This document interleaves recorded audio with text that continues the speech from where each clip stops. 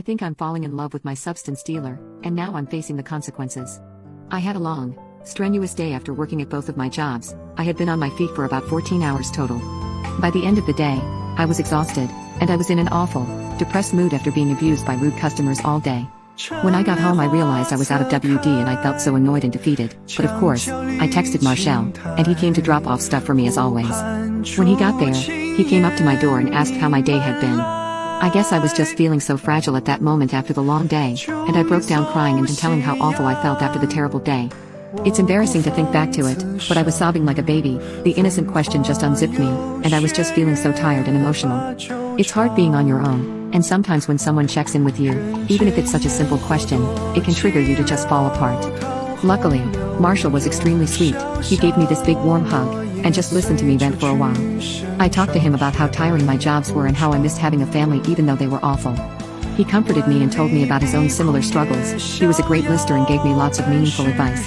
He gave me another big hug before we left and gave me back the money I had given him for that night's WD. A couple days later, he called me just to ask how I was, and asked if there was anything he could do to help. We ended up speaking on the phone for a while, and I started to realize that I was falling for my substance dealer. He had never been anything but kind and caring toward me, and I found myself feeling like a silly little girl with a crush.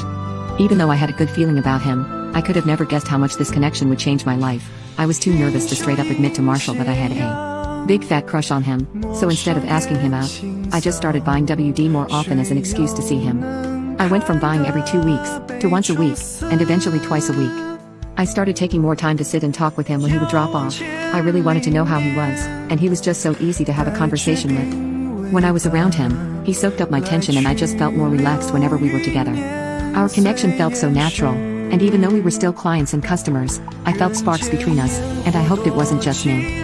One day, we were sitting and talking in his car, and he mentioned that he was hungry and asked if I wanted to come get food with him. I happily accepted, and he took us out for dinner. He was so sweet the whole night. He opened every door for me, pulled out my chair, and paid for my meal as well. I noticed too that he tipped the waiter the same amount of our meal. This was a small gesture, but it meant a lot to me that he cared about service workers like that.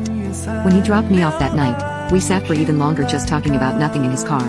There was a moment of silence, and I knew I should probably end the night and get out, but more than anything, I wanted to lean over and kiss him. We looked at each other, but looking directly into his big brown eyes made me nervous, and I quickly thanked him for the night and jumped out of his car.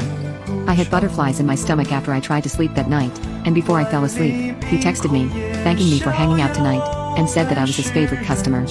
He sent the text with a bunch of cute happy emojis, and he had me blushing and giggling at my phone. I laid there in bed and thought about Marshall, and I knew I didn't want to squash my feelings anymore. I decided I would tell him how I felt the next day, then I didn't sleep the entire night since I was so nervous. I had no clue how that man would completely transform my life.